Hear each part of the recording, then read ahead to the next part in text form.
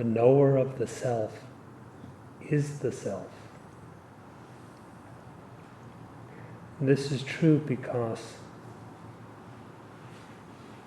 in truth, there is nothing but the one non-dual self. Nothing else exists.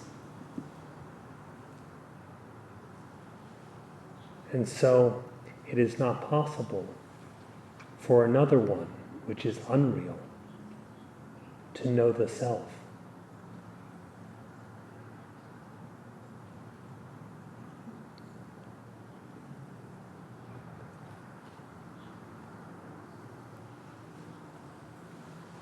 In realizing the self, then, what happens?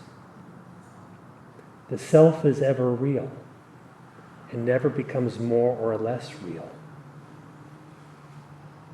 It has no appearance or disappearance, but always is.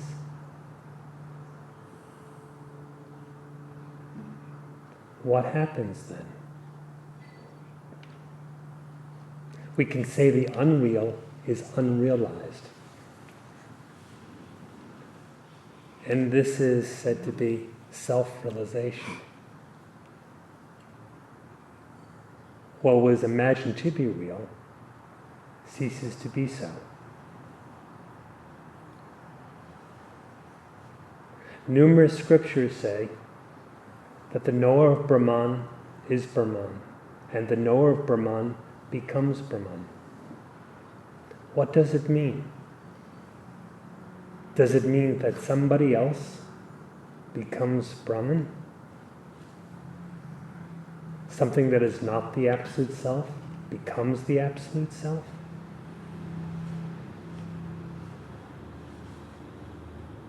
Brahman is just Brahman. The Self is just the Self. It never becomes something other. And being all transcendent, nothing becomes it. It is formless, and so for that there can be no other. And no unreal form, gross or subtle, can become that transcendent truth.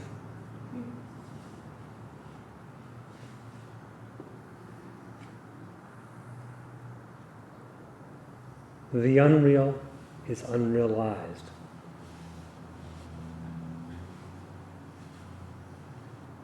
This is what is so essential in spiritual practice that yields the fruit of self-realization.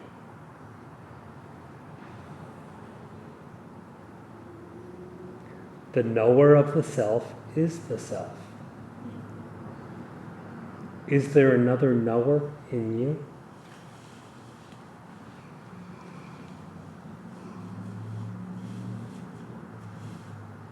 Can your senses and their activities be knowers?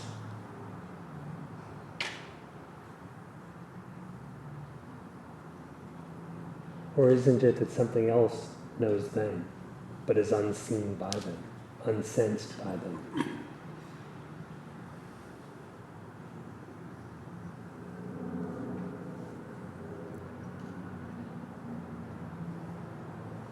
Can thinking, that is the mind, know the self? Or isn't it that even thinking shines by reflected light of some unconceived knower?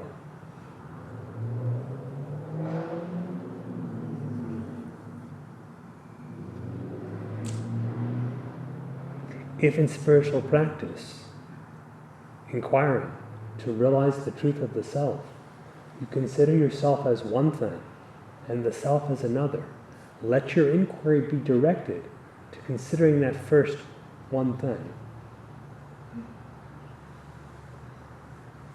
Who is it that stands apart from the self?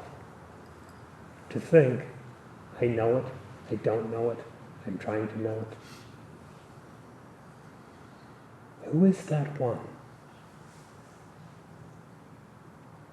If we inquire like this, we realize conclusively that the self is only one without a second.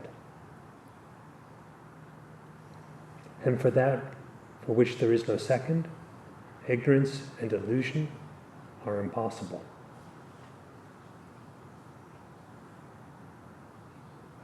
Where there is the assumption of a second, another one, there can be the play of ignorance and illusion.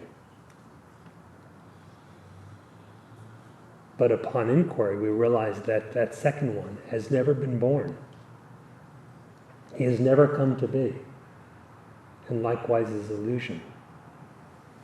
When we realize this, ignorance is destroyed conclusively. That is, it does not return.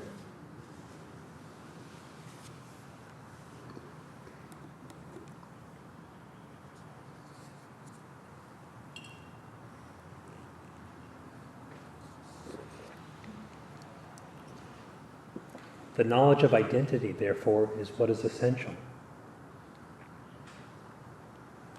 And realization is identifying with that is, with the self. To identify with the self, we need not try to stand apart and then create a union of our so-called self and the self. We have only to unrealize the unreal, that is, cease to regard as real what we were previously assuming was real, was who we are. That suffices.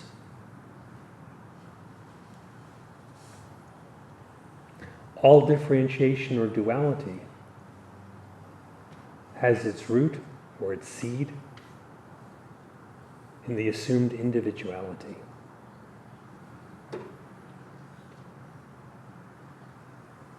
Clarity of knowledge regarding who we are eliminates that false assumption of individuality, and with it all duality is erased. What is erased or is erasable is unreal. The real can never be removed, nor has it been.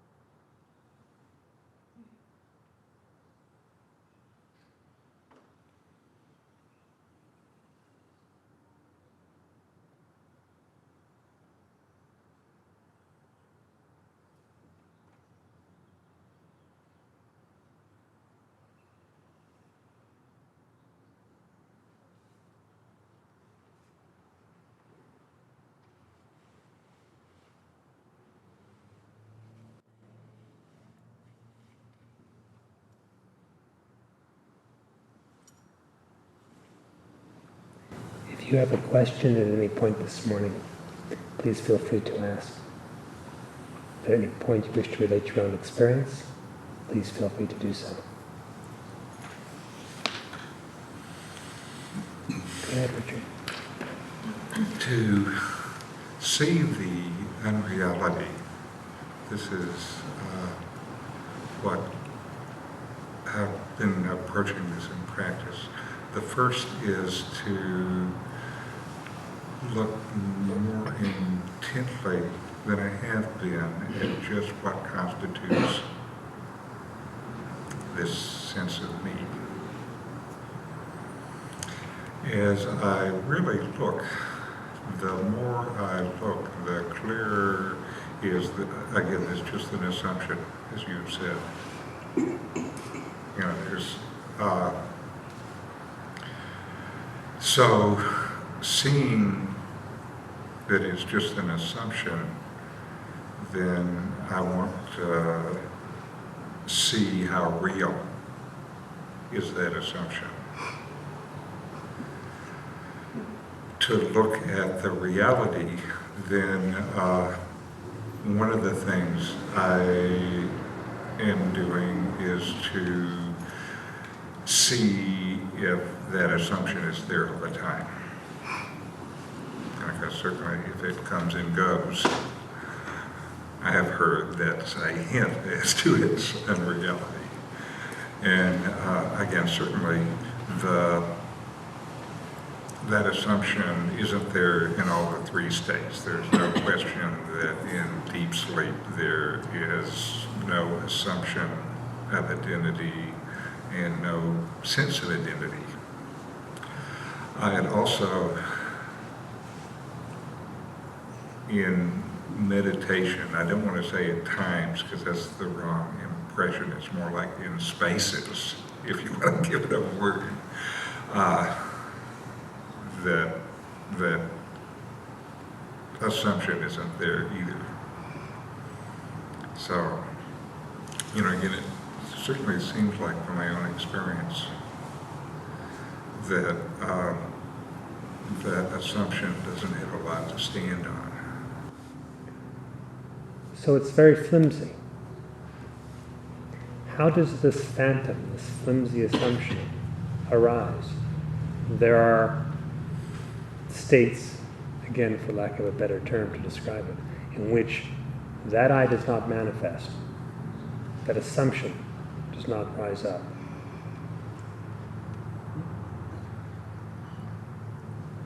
Then on other occasions it seems to rise up. How does that happen? How does it start?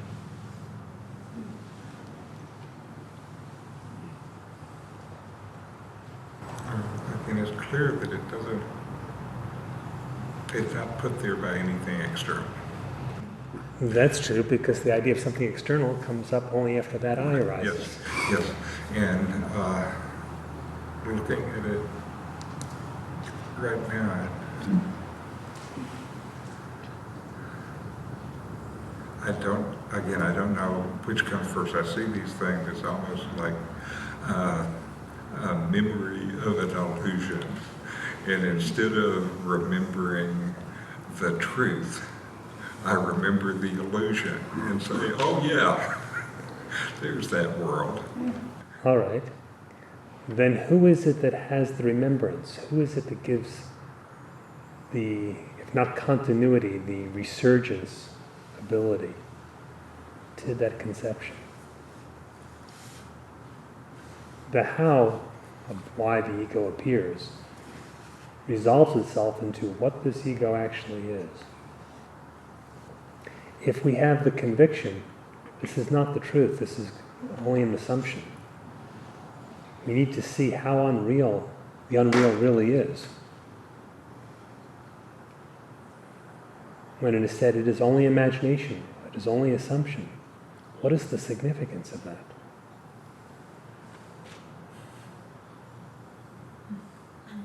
When the Maharshi has said, there is no false I, what's the significance? Well, I think he's trying to tell us something. And yes, he is. And while we can have a faith or conviction in his word, yes, the true self ultimately is, and the ego self ultimately is not, we should experientially verify the plain fact, which is also the ultimate truth, of his statement. The true self is the only self, and the false self simply is not.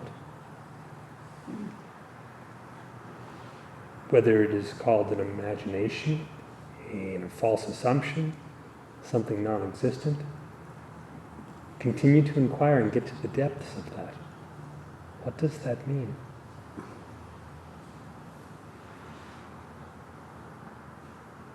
In your own experience, in the most interior, direct manner, what does that mean?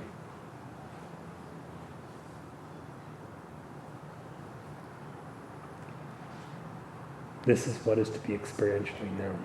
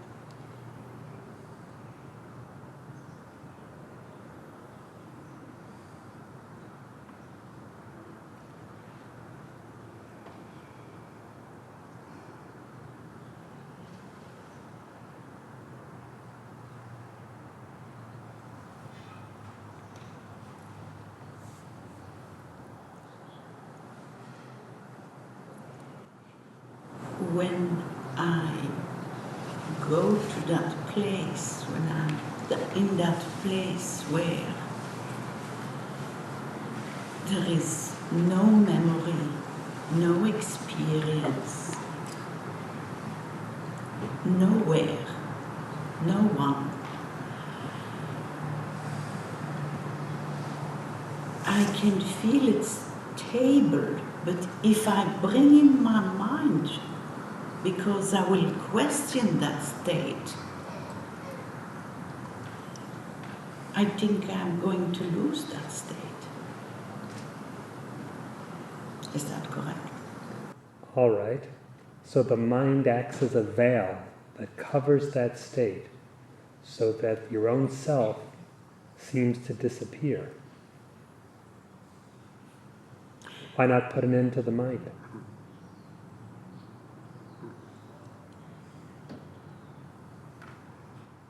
Wait, I didn't get it.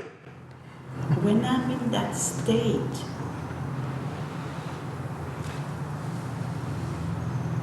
how do you manage to bring in something, a question?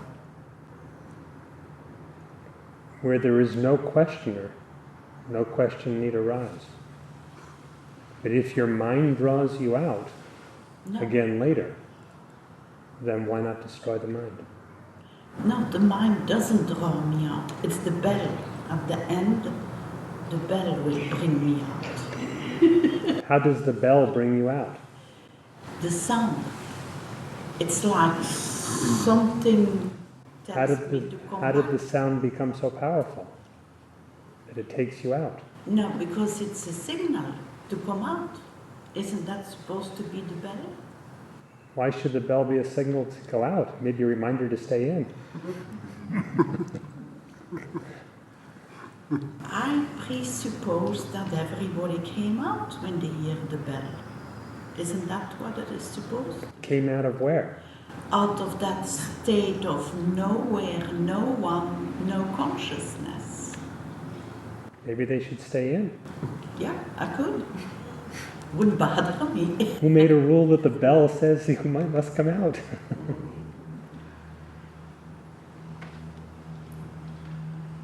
Usually when we ring the bell, Om follows thereafter. Now, Om cannot possibly have the significance of going without. Not going without coming out. Or coming out. Yeah. Om cannot signify coming out.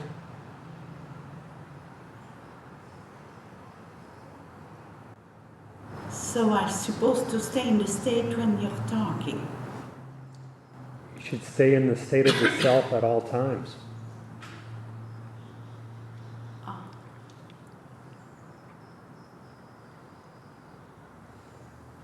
Whether hearing bells, ohms, talking, you yourself talking, whether seated here in satsang, in a temple, or with your body elsewhere, or engage in activity, at all times, irrespective of whatever the conditions of the body and the senses, you should remain steady in the self. And everything has that purpose. Most assuredly, those things which are of a spiritual nature have directly that purpose.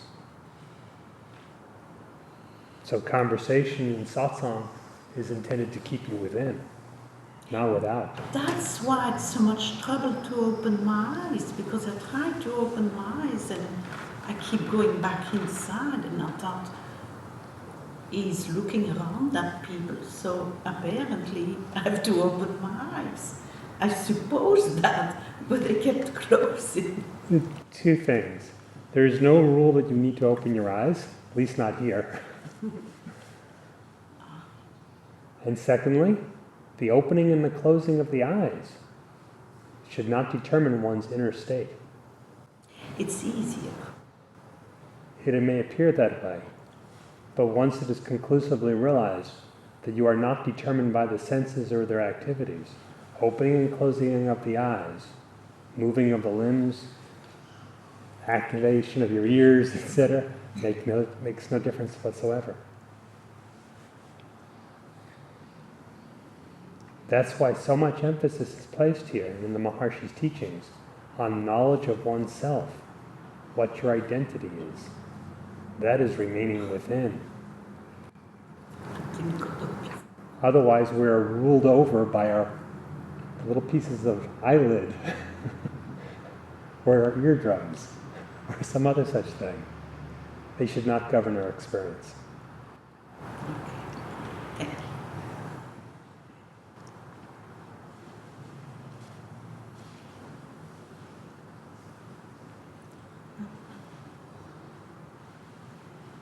When I look to see where the ego arises, I notice when I start that there's an assumption that it's actually there, that it has some validity or reality to it. But as I try to find the place where it starts from, the reality that I had assumed in the beginning starts to kind of break up as I try to get closer to where it looks like it started from.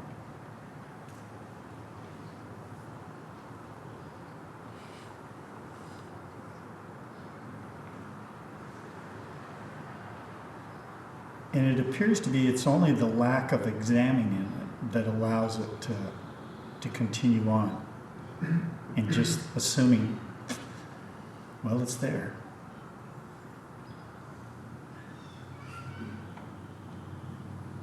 It's amazing that just by saying that, there's enough reality in just saying it that it somehow makes it valid. But when it's examined, it's like, where did it really come from? There is no place where it comes from. Can it come from nothing?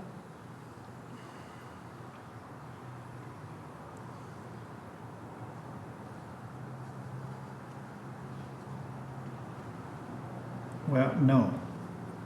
That would assume that nothing is something that something could come out of. Yes. So, It's also not reasonable to assume something apparently existing can come out of something non-existent. yeah, illusions couldn't come out of nothing. So what is the source?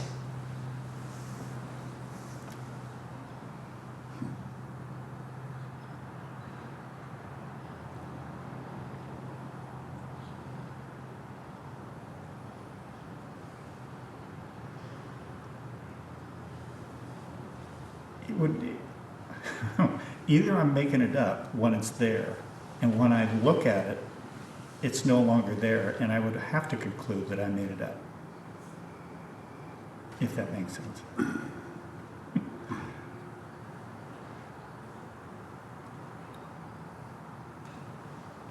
And when I look at it, or look for where it came from,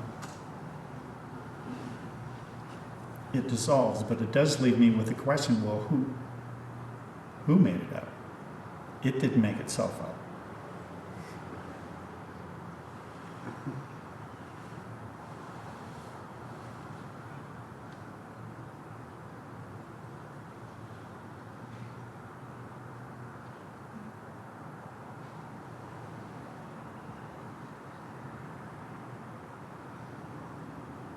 So it really leaves one free to free themselves.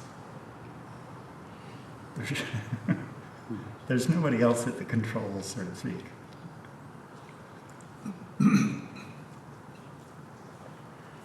There is no second entity. The reality of the self is what is. If ignorance is imagined in conjunction with it, that same real self appears as the source, lending its reality to all illusion.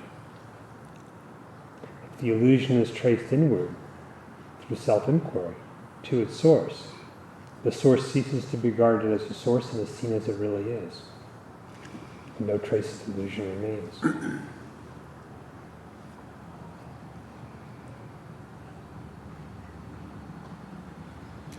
And you said the source is seen.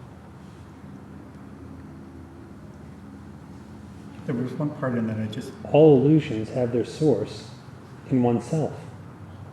If that source, oneself, is seen, it is not a source. It is the forever undifferentiated absolute. And illusion is simply not.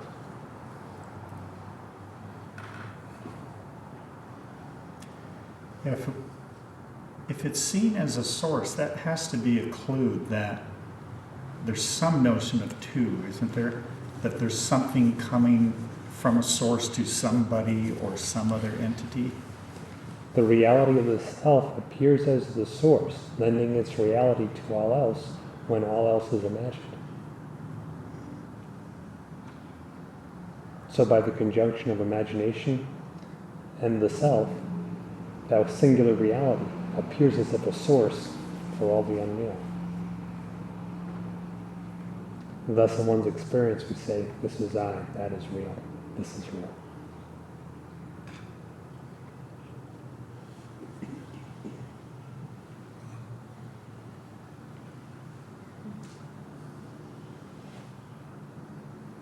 Yet if in the midst of such you inquire, who says it is real? Who says this is I? The reality of the self shines, all by itself.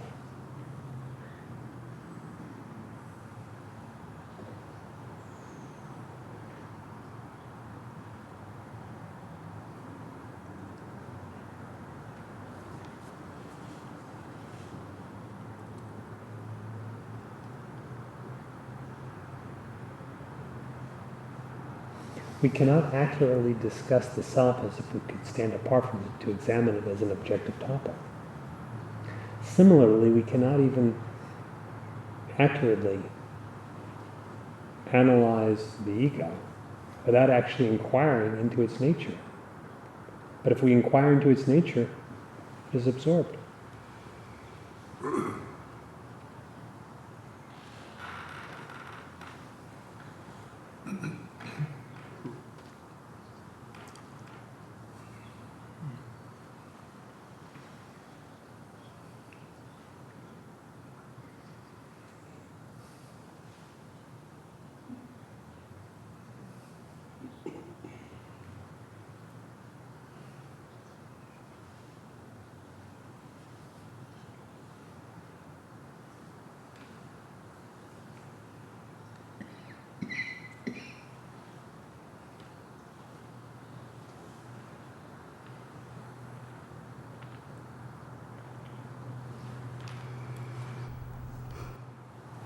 this has to do with self-forgetfulness. You could call it such.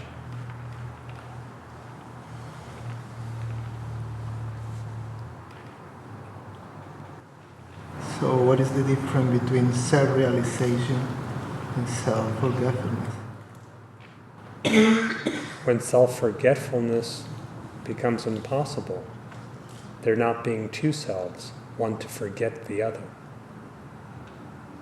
Such is called self-realization. In truth, the self is beyond memory and forgetfulness because we usually think of those things in terms of thinking.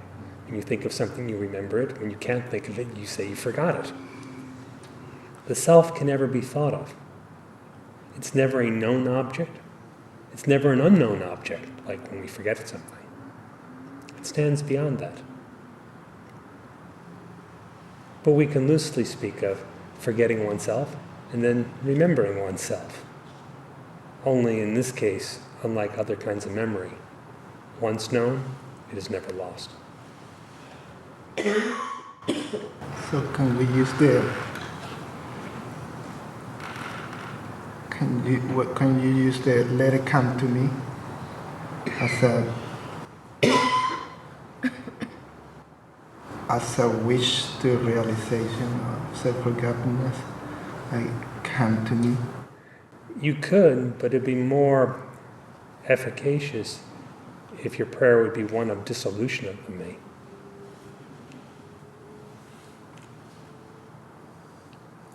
If we wish, let it come to me, the distance between that and me is constituted of the definitions concerning that me.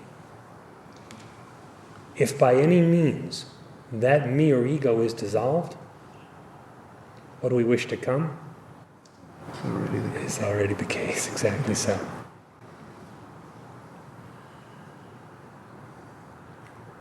Thus the emphasis in spiritual practice is always upon ego dissolution, whatever form the practice takes. Ego dissolution is the essential knowledge. So knowledge, in this deep spiritual sense, is always the active key in any fruitful practice. So the seed of ignorance is to create a separate entity. Yes, to create a separate entity is the seed of ignorance. It is the ignorance. That entity experiences the ignorance. It's all wrapped up in itself. It is ignorance about itself.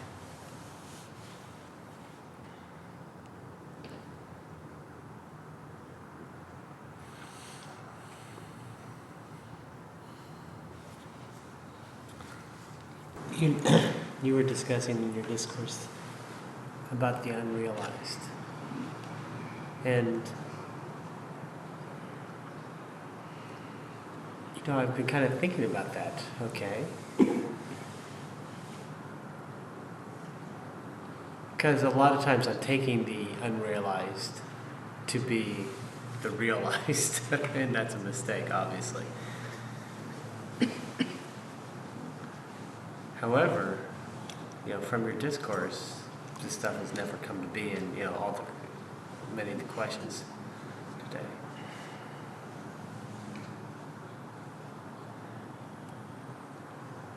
And yet, when I inquire, it's like I don't feel like there's a certain focus that I get coming here that my mind, I don't know, just dissolves quicker, or I see what you're pointing at in a deeper way.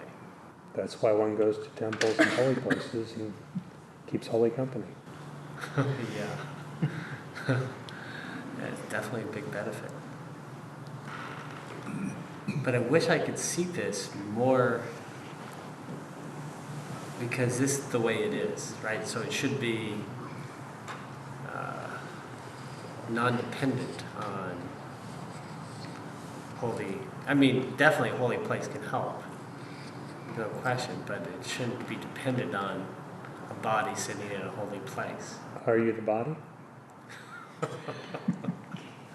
I guess in this particular case, if it helps, if the body sits in a holding place. Is that your experience No. here? Or no. anywhere where you have deep experience? Is No. it your experience of Body. being a body? No, the body is always out of the picture. Always out of the picture. If it's in the picture, then there's no experience. Or it can be, So then what do we mean by being dependent on holy places and holy company?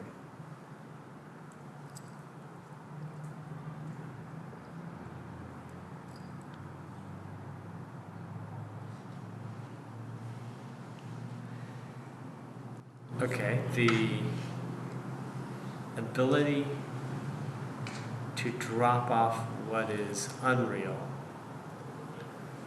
and to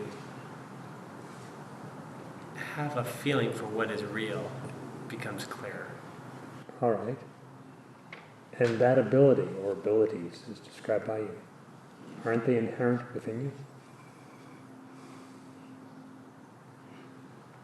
Yeah, when, I guess in this case it's definitely not dependent on bodies. So, in other words, it wouldn't be one body giving it to another body.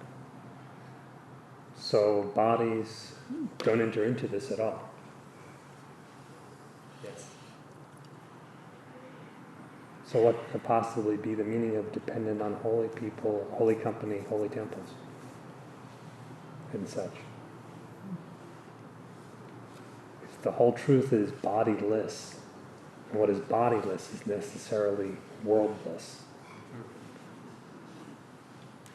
Since it is only from the position of the body, one can think of being in the world and going to different places in the world, or different situations in the world.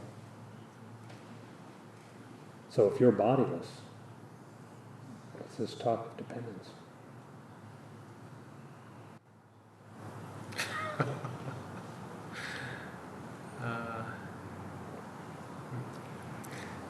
Well, one thing is, it doesn't have anything to do with the bodies, but the clarity and the inward direction of this teaching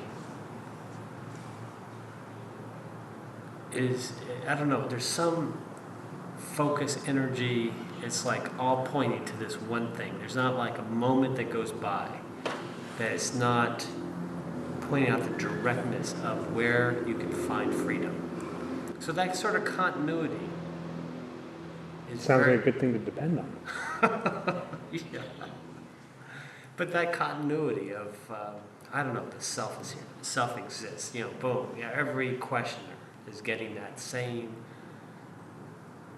inward drive to realize that self, you know.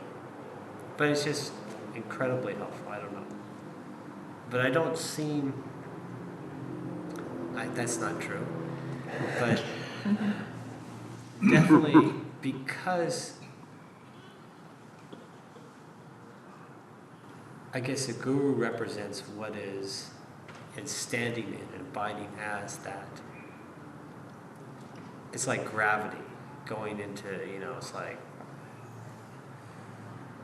you know, and this one isn't like the sun, not a weak one like the sun, right? Everything's just like, boom, going right into the sun. Gravity's so strong.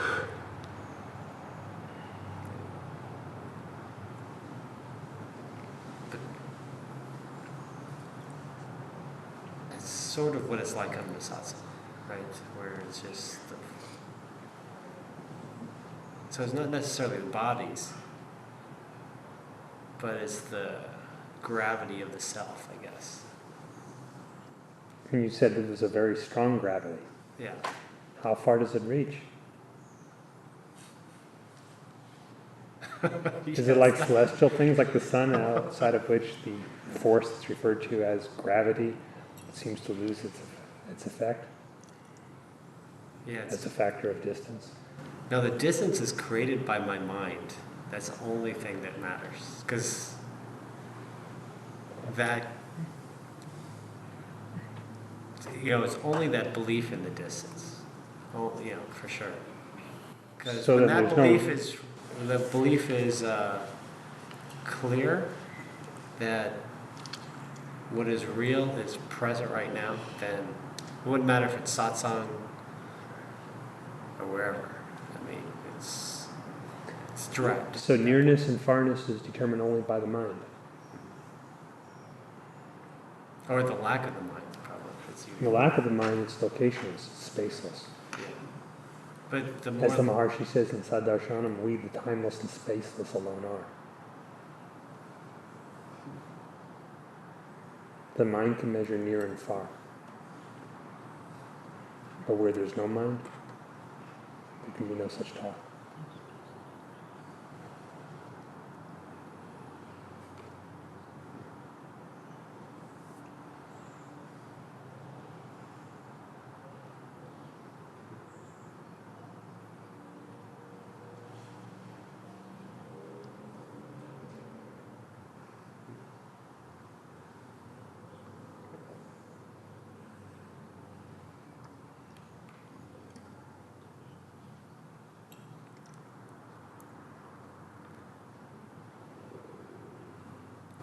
so my ability, okay, this is clear that really doesn't depend on the bodies, that's for sure.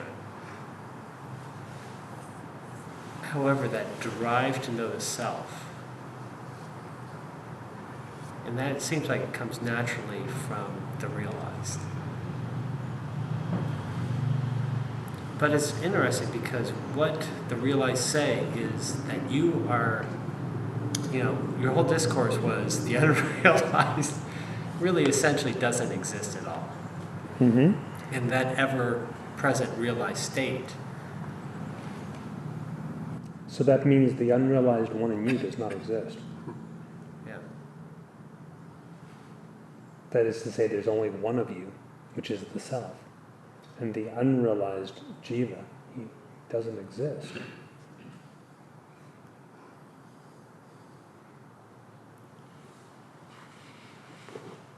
So who can stand apart and say, I don't know this?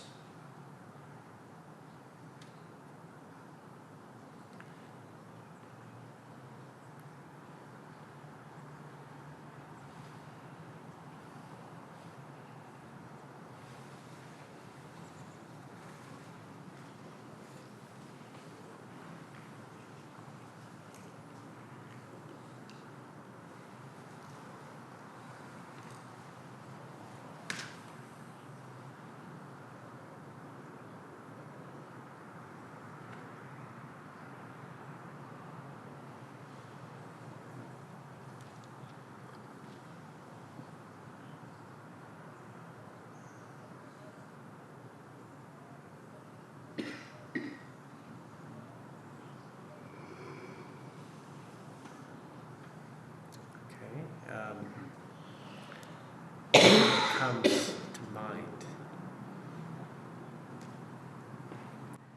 And I guess if if I project something, assuming a self, then sure.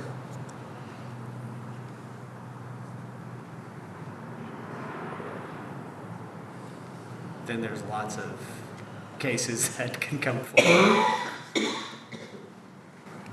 But as soon as that started to happen, I just said, okay, is that real?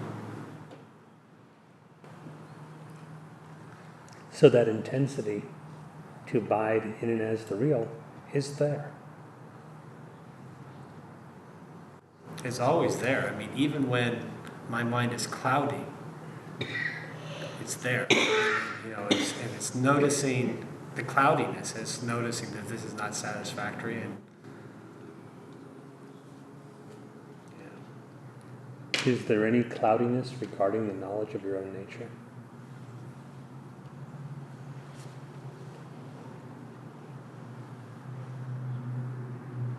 Can you any more seriously take yourself to be an individual entity?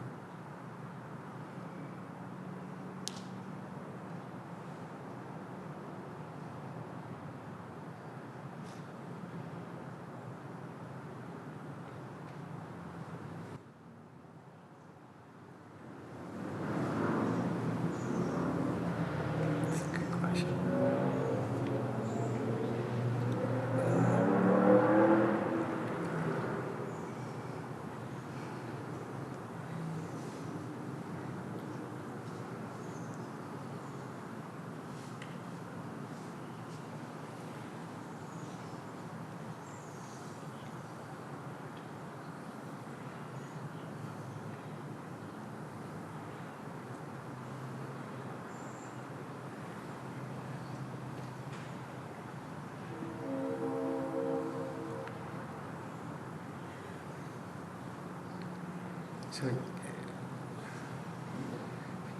if I take an example though, my mind felt very, I had a very good experience Friday night. In our discussion, came, clear. But I couldn't hold on to that state. It What was- happened?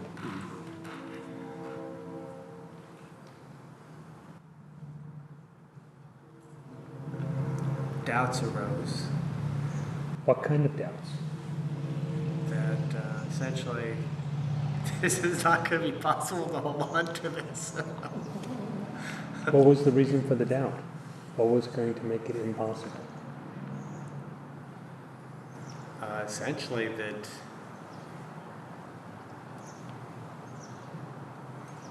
my nature is fundamentally different than that.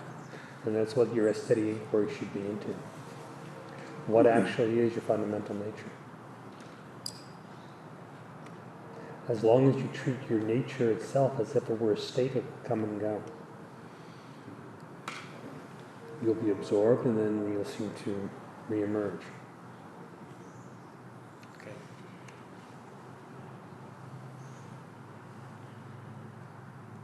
The self is not a state.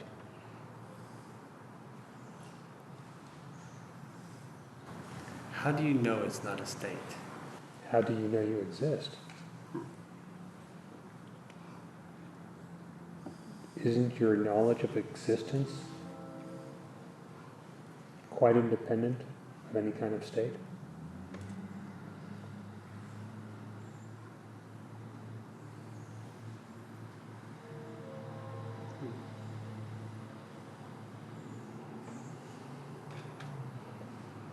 Yeah.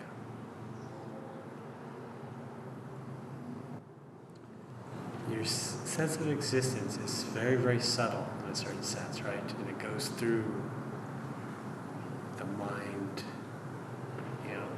In other words, it's not bound by the mind, because the So mind.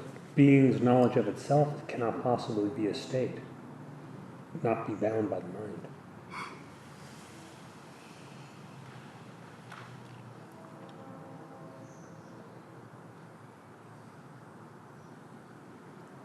So one of the verses in the Kathopanishad, which we'll be reciting in a little while, says first there's a knowledge of existence, then that knowledge of existence is revealed for what it really is. I'm paraphrasing.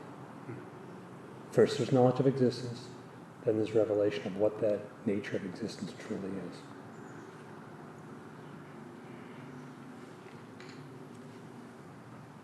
So that would be No mental state enters into this. okay, but what's the difference between the first and the second? It's describing an inquiry and resulting in self-knowledge. You exist, you know that you exist. When that knowledge of existence shines of its own,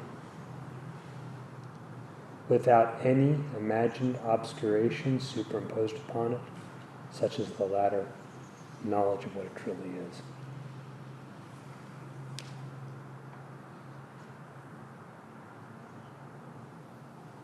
Do not treat yourself as if it were a state, or your identity as if it were apart from the self.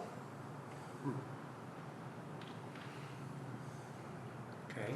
Yeah. If you treat yourself as if apart from it, would then lose it, immediately inquire as to who that is.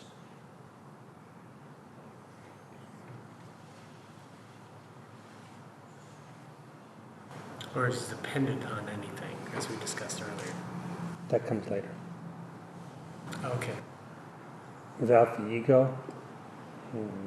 what is the temple? What is satsang? What is holy company? Who is the guru? Who is the self? Right.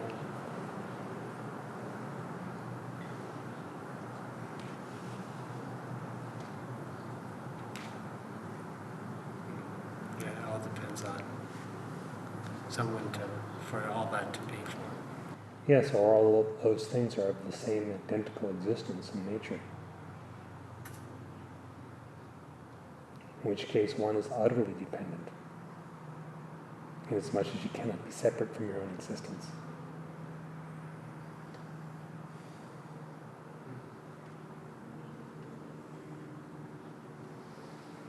After all, we don't liberate the individual from the absolute. We are liberated and abide in the absolute by being free from the individual.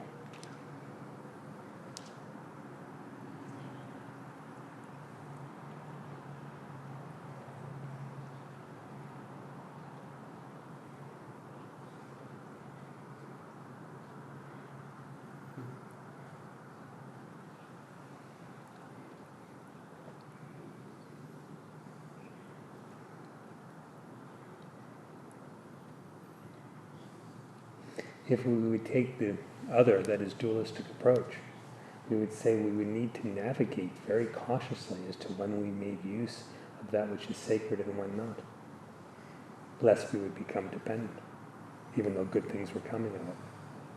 But that is flatly absurd. Yeah, I mean, Hence the Gita says no harm ever comes from this Dharma. Likewise, no harm ever comes from satsang, temple, teaching, the guru, etc. There's no such thing as having too much of that. yeah, that, Or being dependent on that. The question of being dependent is just totally absurd based on dualism. because you are. But even if we would accept such dualism and say you could be dependent on that, it'd be fine as long as you were independent of everything else. Well, I was going to say, because you are totally dependent on it, otherwise. It's like saying you're dependent on your own consciousness. yeah. So get rid of that dependence would be a total mistake, right? It'd be a big error and a clear oversight. You know, because that's everything.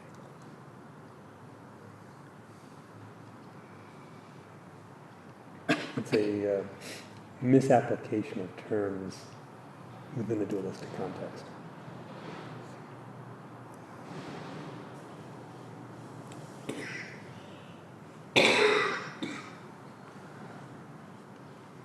Shanti, you wanted to say something? Uh, Maybe about a half a year ago, I asked what would it help to like surrender the mind to totally overcome the whole of mental activities that are needless and not really desirable, etc. And you said it would definitely help. I forget your particular word. It would certainly happen. So I went ahead and did that. And that is a decided change, much less mental activity of the risky type, of the needless type, etc. And I'm also much more prone to be forgetful, so to say. That's the word for it, but it may be I have cancelled it out. So I would appreciate your advice in the matter. The two things should be distinguished. One is surrender, and two are the second thing is frailties of the mind and its mental activities. The mind and its mental activities, in this regard, is not very much unlike the other sense organs and their sense activities, only it's a subtle sense. Just as the eye or the ear, etc., is not immortal and is subject to change and decay, likewise the brain. Just as the activities of the senses are subject to decay and change, likewise the activities of the mind, such as memory, etc. When surrender occurs, just as in the case of inquiry, when surrender of the mind occurs, it means the abandonment of identification with the mind. Everything is given over to the Supreme, to God. And God bears the responsibility of it. It means one's sense of identity is no longer entangled in it. The sign of surrender is not necessarily reduced memory or reduced mental activity, no more than the sign of deep devotion or surrender, or inquiry for that matter, would be reduced acuity of vision or hearing. Though these go as well for everyone eventually. You can see Stan is. But that's not the sign of his inquiry or his devotion, that's just the sign of his ears. And likewise is it for all the other bodies here and their senses. So I've missed the part that made everybody laugh. What was the sentence? The loss of, say, hearing is an activity of the ears, and the sign of surrender or devotion or inquiry is not a reduction of that hearing, Yeah. but rather a ceasing to be bound by the states of hearing, etc. And likewise is it in relation to the mind. The sign of surrender or deep meditation is not reduction in the abilities of the intellect or memory. Uh-huh. So there's no connection. There's no connection whatsoever. It's freedom from the mind, freedom from memory, not reduction of memory. This should be understood spiritually. Yeah, okay. So it is Because decay of the nervous system or many other factors, Right. mental or physical, can bring about various forms of mental changes and mental decay. These have got nothing to do with surrender or inquiry for that matter. Right. Surrender or inquiry leave one in a transcendent state. So, as far as absence of memory or loss of attention, mental acuity, memory, etc., there may be other causes for these, including phenomenal causes such as infirmity, disease, etc.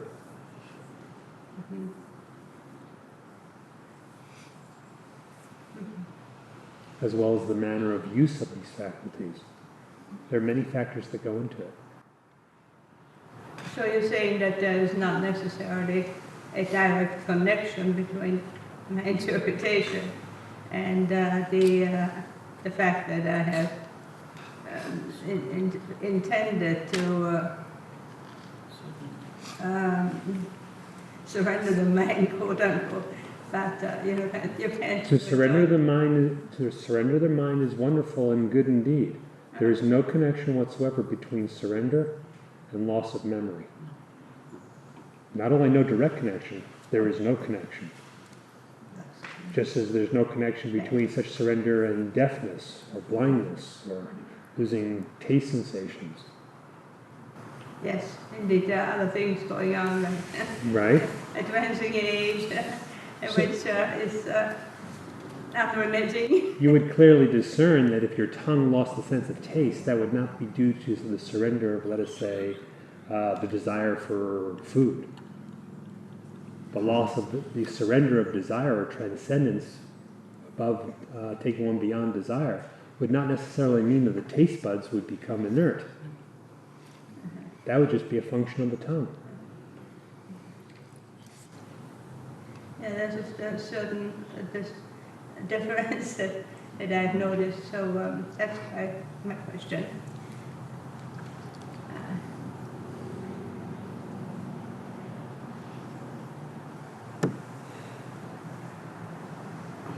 Thank you. I have a question. There is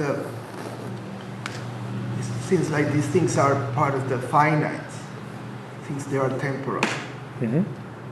So these temporal things are part of the infinite. They are separate from the infinite. They have no independent existence, but the infinite remains beyond them. Hence the verses in the Gita, I am in all these things, yet I am not in all these things. All these things are in me, yet none of them are in me. Yeah. That's the sovereign mystery. So that's what it means. That's what and that finite means identification with the ego, the impediment of reaching the absolute is there All right? because of the shortcoming of the finite. All right, or we can say the other way around. As long as there's attachment to the ego, they'll be clinging to the finite, which will form the boundaries of one's bondage. So all those actions are misleading into deception. from the finite point of view, like ears, eyes, sense. That's why the spiritual person does not depend on his senses to determine identity or to determine reality.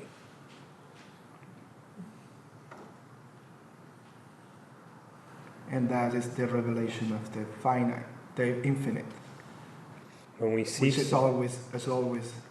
that's right. When we cease to take the senses as the determinants of reality and identity, then we ourselves stand as the unsensed, and reality is known purely as the existence, which is said to be unformed, unsensed.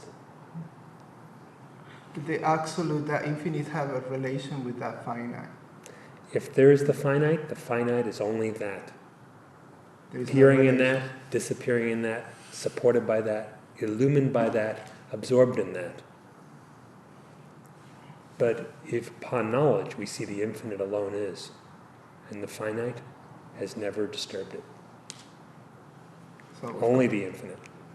yeah. This is the significance of the Vedic verse Om Purnamada Purnamidam, etc.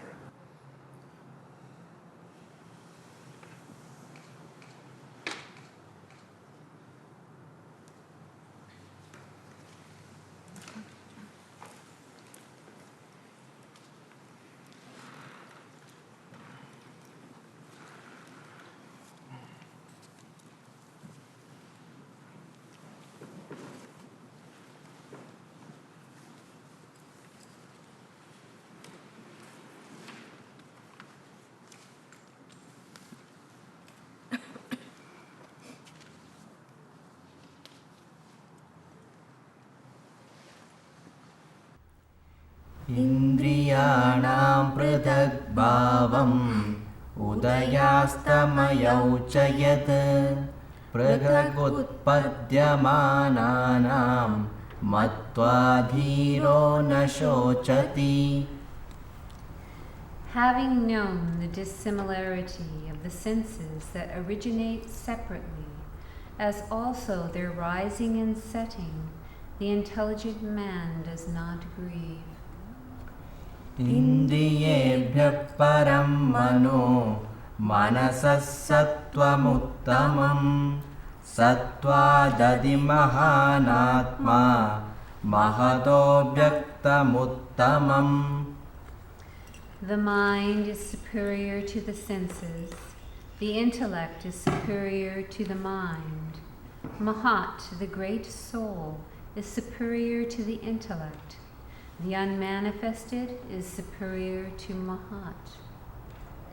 अव्यक्तात्तु परः पुरुषो व्यापको लिङ्ग एव च यं ज्ञात्वा मुच्यते जन्तुः अमृतत्वं च गच्छति. But superior to the unmanifested is the Supreme Purusha, who is pervasive and is indeed without worldly attributes, knowing whom a man becomes freed and attains immortality. न सन्दृशो तिष्ठति रूपमस्य न चक्षुषा पश्यति कश्चनैनं हृदा मनीषा मनसाभिक्लृप्तो य एतद्विदुः अमृतास्ते भवन्ति. His form does not exist within the range of vision. Nobody sees him with the eye.